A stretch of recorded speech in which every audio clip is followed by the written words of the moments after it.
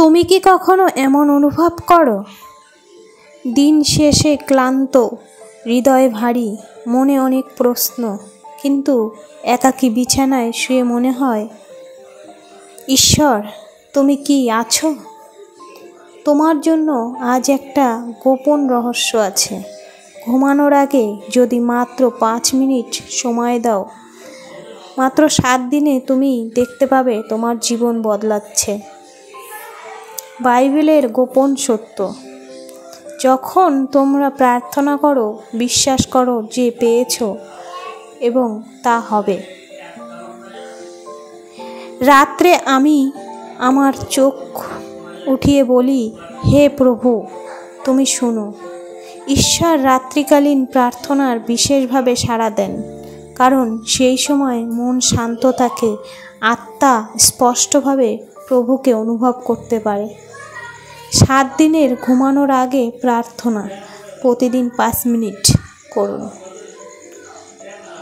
প্রথম দিন, নিজের সব বোঝা ঈশ্বরকে দিন। হে প্রভু, আমার মন আজ ক্লান্ত, ভাঙা, ব্যথায় ভরা, সব কিছু তোমার হাতে ছেড়ে দিচ্ছি।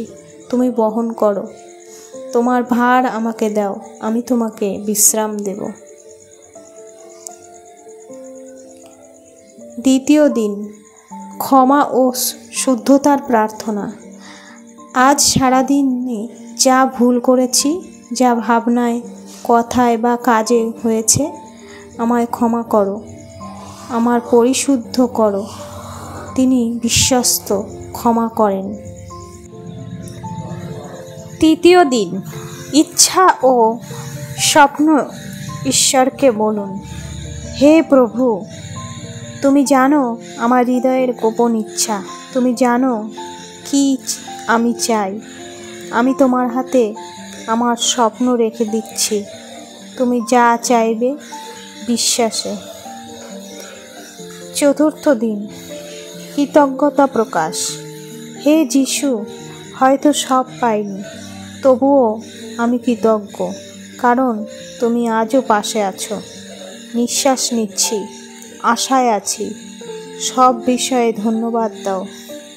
পঞ্চম দিন, ভয় দূর করার প্রার্থনা। রাত গভীর, কিন্তু তুমি আছো। আমার ভয়, অনিশ্চয়তা, ভবিষ্যতের অজানা সব কিছু তোমার হাতে তুলে দিলাম। আমি তোমার সঙ্গে আছি, ভয় পেও না।